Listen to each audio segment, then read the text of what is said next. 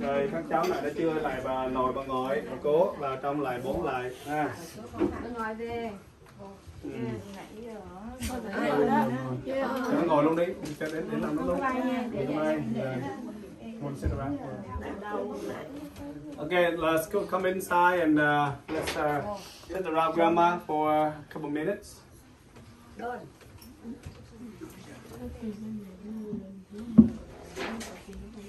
Con all together, mấy con lên cùng lúc luôn. Ok. Đây. Từ. Để có vừa lại xong chưa là mấy con đứng lên một lần luôn làm lại luôn. So, wish grandma happy and reincarnate to the Pure Land. Rồi mấy con đứng vô sắp hàng vô. Line lên. Mấy con line up.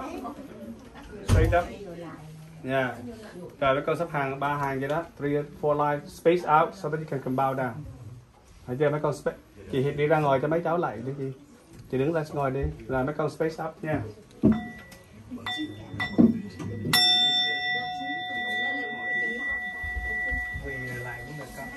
Rồi quỳ ra, đi ra mới lại luôn.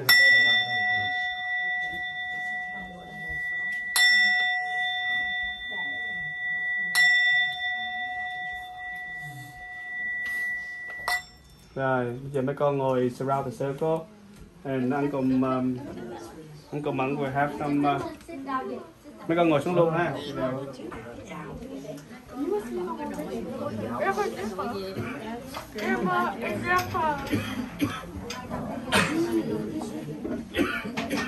Alright.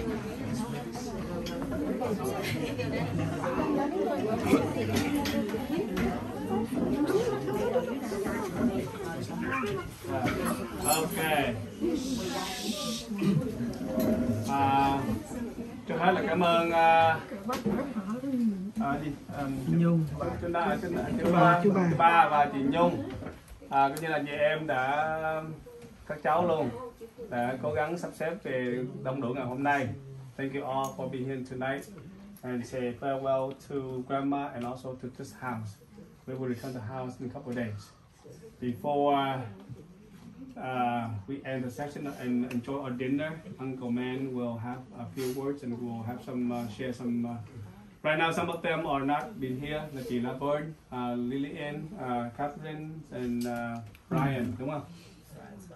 On the Google, ok rồi. Okay, nào. Thưa má, hôm nay là nó bảo được con đây 49 ngày rồi. Nếu mà cái thần hồn và tâm thức của má còn lẫn quẩn đâu trong căn nhà này hoặc là bên cạnh chúng con trong 49 ngày qua thì nó cũng chứng kiến được những gì mà chúng con với bà con họ hàng cùng các cháu đã làm cho má, để má được an giấc, để má được siêu sanh về tình độ như mong muốn của má. Sự trống vắng trong mỗi chúng con, mỗi trong người cháu của má trong 49 ngày thì rất sâu và rất đậm. Chúng con rất đau và rất buồn.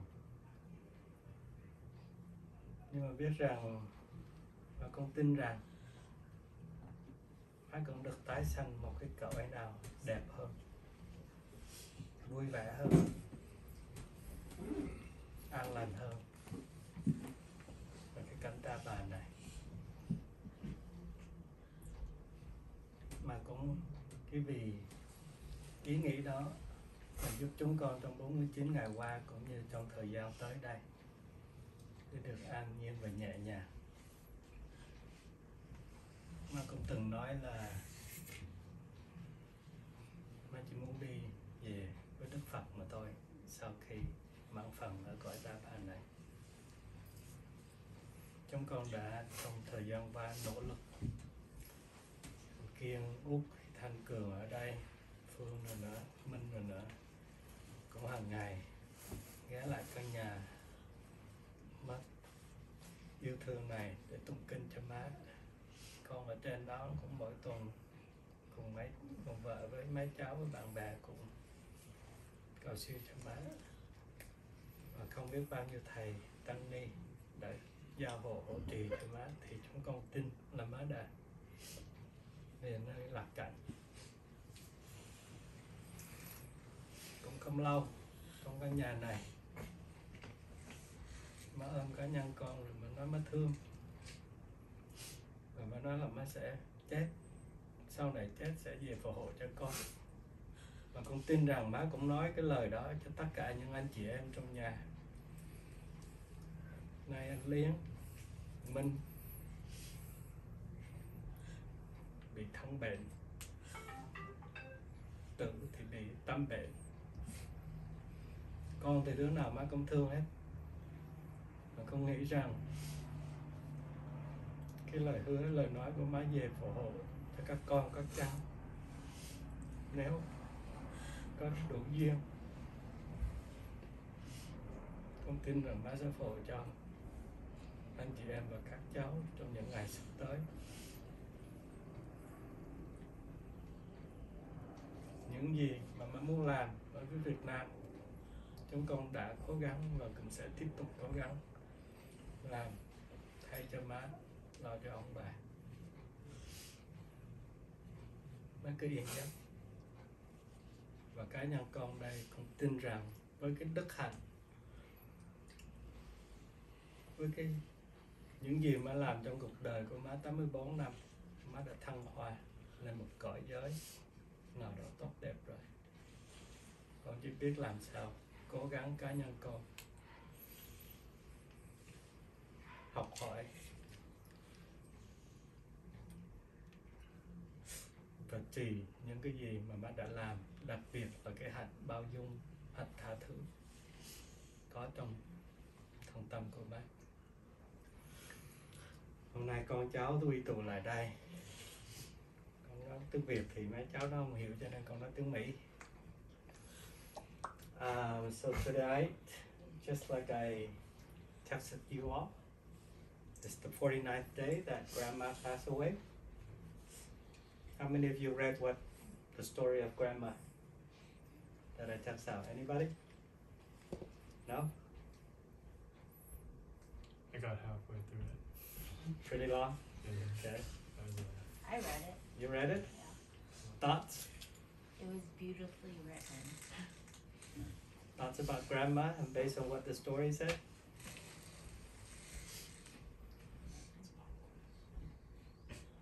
Vivian? Oh, sorry. Oh, wait, my Yeah. thoughts are just. Yeah. It's a conversation with Grandma with each other here, so feel free. So if you guys didn't read it, you guys should read it because it was very well written. But I am just grateful that I had Grandma a part of my life for so long. Yeah, that's all. Anybody else? Did you had something to say when Grandma passed away 48 during the ceremony we had at the temple? Anybody? Oh, yeah, you guys take it away. Ryan, are you there? So, you want to say anything to your cousins? Turn on your camera. The camera's not working. The camera's working? You want to say? It's like on. So sure. Yeah. You want to say anything to your cousins here and to Grandma?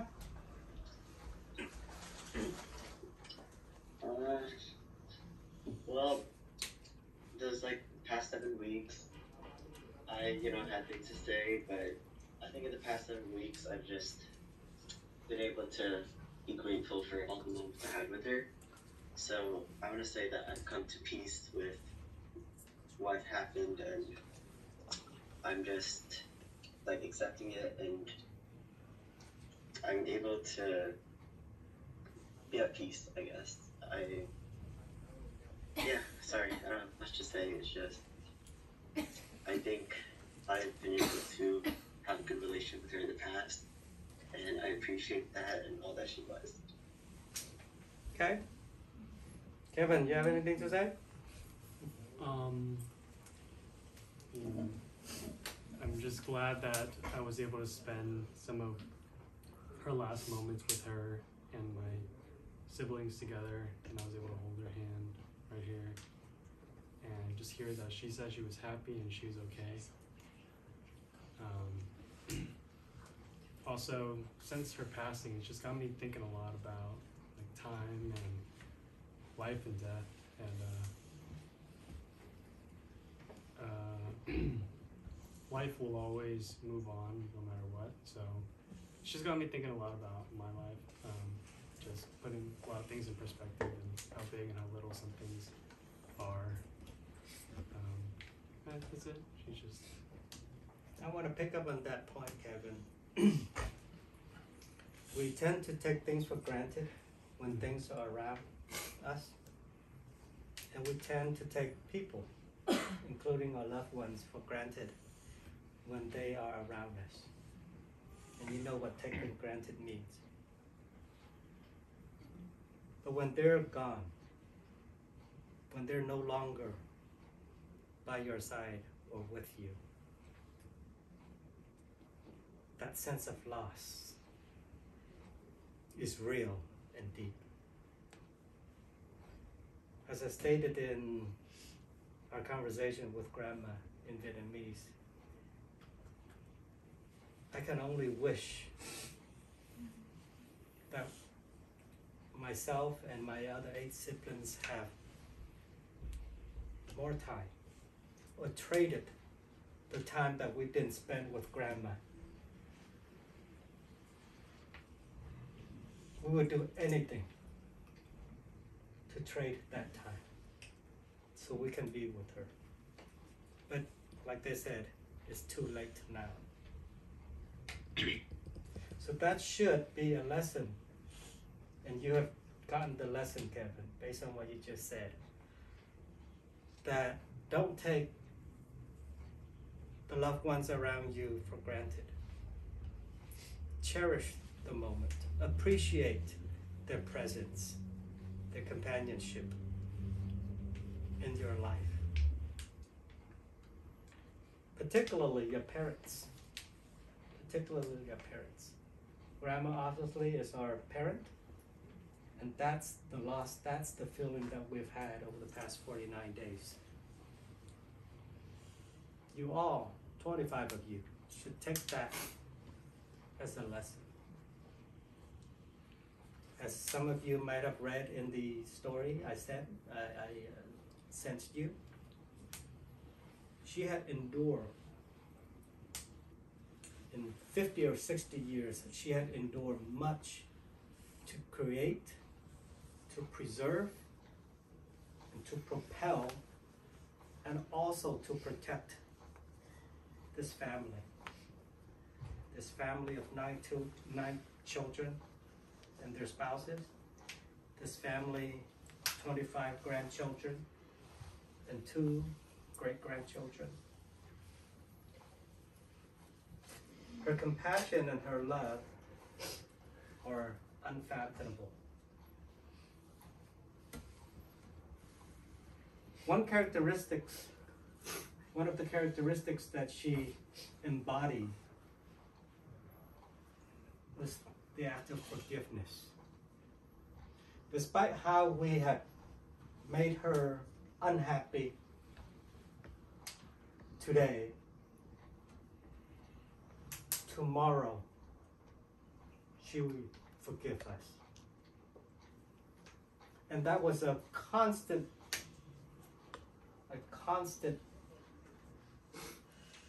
reiteration that we've seen in her. Whether I made her unhappy, whether Uncle Kim made her unhappy, Cô Phương, Chú Úc, anybody who would make her unhappy or upset, she would be unhappy or upset at that time, but the next day she would open her arms and take us in I personally upset her 5 years ago when I went to the temple on a hot day. I told her to stand by the tree so I can pick her up. She wasn't there. She was wandering around. Got into the car, put on an angry, upset face. And then her friend reminded me that she's your mother. And from that very moment, 5 years ago, I promised myself I would not say a word or do anything to upset her again. And I've tried my hardest. Each of you I know have probably upsetted your parents one way or another. Take the lesson that I had with my mother.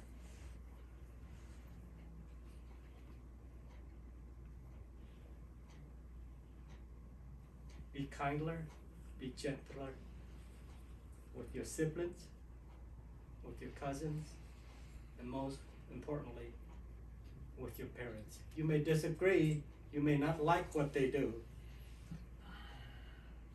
but know that their love for you is unfathomable and is forever. Just like my mom or our mom is to us. And now if I want to hug her, hold her, say anything to her, we cannot do that. Like they said, it's too late, baby. So I want each of you to recognize and realize that, so that you don't have to say that statement too long or too often. Okay? I hope, like Vivian said, you would read the story that Grandma had lived for 84 years, and to see the endurance, albeit a petite woman, that she had in order to carry, to nurture, and to protect this family. And take that as a lesson. Could be a little, could be a little bit more, or it could be a lot. But hers is a story that you can learn from. Particularly the respect, the loyalty, and the love for your parents, and later on when you have kids, for your kids, for your offspring. I don't want to bore you further, but I think those are the comments that your parents, your aunts and uncles would like to convey to you all, and I'm doing it on their behalf. And they can Thank you, respond Command. to that. Thank you, Command. Thank you, Command. Bà nội mất, bà ngoại mất, là bà cố mất. We have a big loss in our family. However, myself, Úc thấy được mình có từ cái sự mất của má đó, mình tìm lại những cái hay, cái đẹp của gia đình. We learned, we found out some strength from our family members. Example, throughout the funeral của bà nội, we all hand together, mind together, and get funeral service done smoothly. Correct? Agree? Right? Agree đúng không? All you nephew nieces never been to temple that long or đứng chắp tay để chào đón với thầy. Không có. Ngày đó mấy con mấy cháu làm được. You guys did it. You can make us so proud of you guys. Right? Đúng không? Đó. Cái thứ ba, trời mưa on the rainy day. Đúng không? Mấy con sợ ướt này nọ, nhưng Út nói là ướt không sao hết. Bà nội nằm ướt để cho mấy cậu mấy dì ba được nằm chỗ khô. The little wetness, who cares? It won't hurt you. Grandma has endured her life to bring us here sacrificed her life, could be dead on the die on the sea, and she brought us here to have a family united. Mấy con làm được cái đó. Và hơn nữa là gì? Kathy by herself, Hillary by herself, không có sợ đi cemetery by themselves. Visit grandma every day. Mua đồ ra ngoài đó. Và Kathy, every day Úc chanting here for grandma, she always join me. That's the love that Kathy showed to grandma. Of course, some of you have a different type of love. Okay? Đúng không? Và chú Mẫn, bác Mẫn never eat veggie. Hardly eat veggie. But when grandma passed, he make a vow to eat veggie for 9 days to offer whatever merit he got to grandma. Chú Cường never chanting, never không bao giờ tụng kinh. He show up here every night, most night, tụng kinh với Úc. You see that? So we have many positive side of ourselves. Để mình thương với nhau. Các con cố gắng lên. Và bây giờ từ mấy con thấy được cái funeral của bà nội, bà cố, bà ngoại. Everybody like say like, even though you have $1 million, you cannot have that funeral service like that. No. Tại sao? Tại vì that's the love of everyone show to grandma and show to our family members. $1 million, people you can pay. Okay, I pay you $1,000 to come, but they don't show the love. That's no love. But this, our grandma funeral services, they all show respect and love to our family. Thì bây giờ mấy con phải làm gì? All 9 of us, 9 of grandma's children, or son-in-law or in-laws have done their job to offer respect to grandma. Bây giờ mấy con làm cái gì? What can you do to show your love to your parents? Could not be 100% like, nghĩa là Úc không có gì nhiều hay là bác Mẫn không có gì nhiều, nhưng mấy con cố gắng pick out a lot of things from us để mấy con học, để rồi mấy con có một phần hiếu gì cho ba mẹ. Và also là Úc quên, qua cái funeral service của bà nội, chị là Vern, hoặc là some of you care more for your parents than before. I can see that. Qua đám tang của bà nội, Úc thấy được có một số con đã cảm nhận được cái tình thương của ba mẹ nhiều hơn, và bây giờ lo lắng cho ba mẹ nhiều hơn.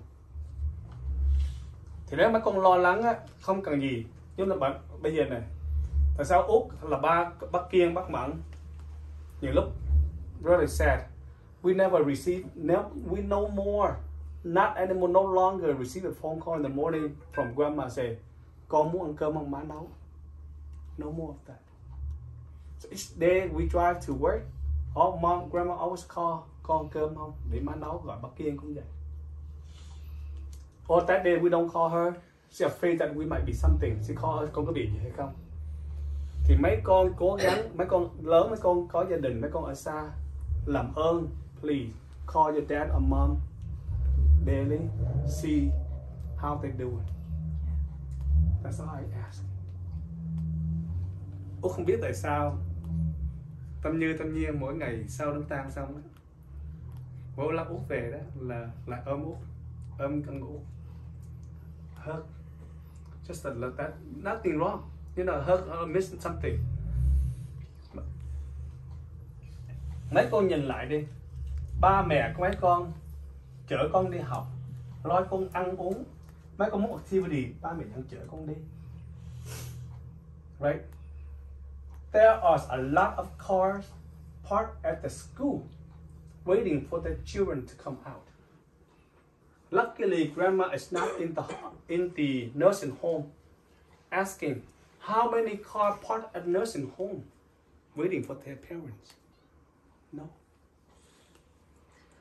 Cho nên mấy con cố gắng ở xa ba mẹ thì gọi điện thoại ba mẹ, hỏi ba mẹ ăn cái gì không, hay là ba mẹ nấu gì con ăn hay không.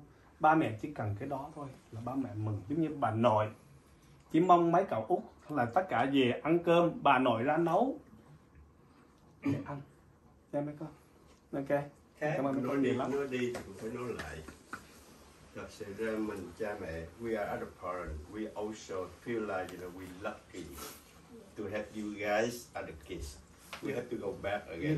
You guys still very good kids. The only thing is how you show that, you know, your love to your parents is a different way. But we still recognize that you guys very good kids. We appreciate for that too. Thật sự là vậy. Thank you anh cô Cường. Luckily that we, mấy con nghe lời ba mẹ, mấy con giỏi, ngoan.